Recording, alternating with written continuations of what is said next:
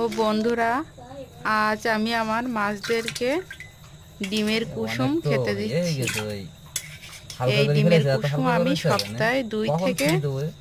3 দিন খেতে দেই। ভিডিও কেমন হয়েছে আপনারা সবাই জানাবেন এবং আমাকে সবাই সাপোর্ট করবেন, যেন আমি ভালো ভালো কিছু ভিডিও আরও আপনাদেরকে দেখাতে পারি।